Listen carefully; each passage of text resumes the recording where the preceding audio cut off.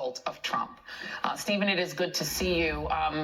Talk to me about how that happens, what we just saw there. How do people go from ordinary people to believing that someone like Donald Trump, of all people, a giant, enormous sinner, is not just speaking for God, but is, in a sense, God? Yeah, it's a pleasure to be on your show again, Joy. As you know, I was recruited into the Moonies, so it happened to me, and I got radicalized, and I believed this fat Korean billionaire was the Messiah and greater than Jesus, and I thought that democracy was satanic. We had to infiltrate the government and install a theocracy. And after my deprogramming in 1976, I wanted to understand brainwashing and mind control, so I immersed myself in social psychology, learned about hypnosis, and have been doing my life work of 47 years to explain to the public how intelligent, educated people's minds can get hacked, not unlike how computers can get hacked through malware, where you deceptively click on something and hypnotically get indoctrinated into this alternate reality. However, the good news is it's not permanent, and people wake up and they are embarrassed and ashamed, as I felt in 1976.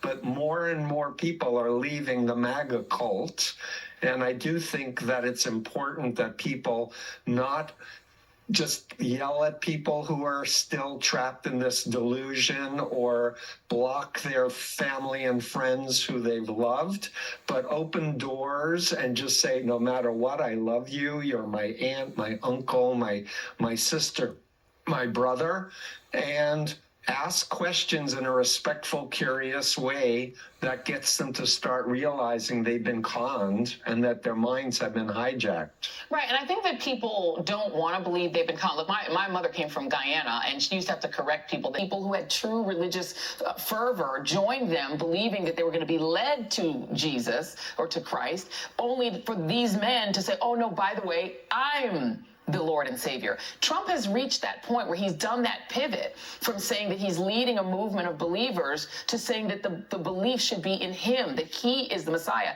Once you get to that point where you're now accepting that reality, how do you walk someone back? Is it just loving kindness and questions? It seems to me it can't be that simple.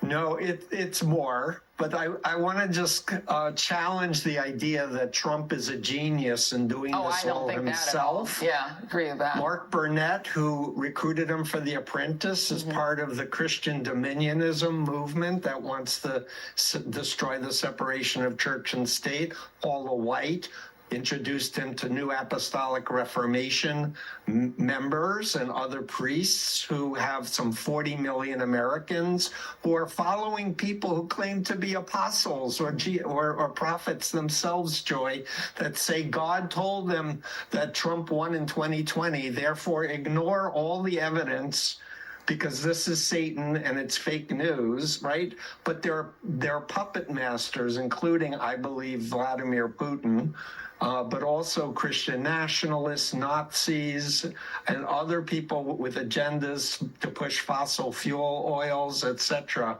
that are manipulating these true believers. But to answer your question, the critical thing is explaining the influence continuum from ethical to unethical influence, respecting conscience, and mind control. Authoritarian cultism creates this dissociative disorder where people are dependent and obedient. They become clones of the cult member.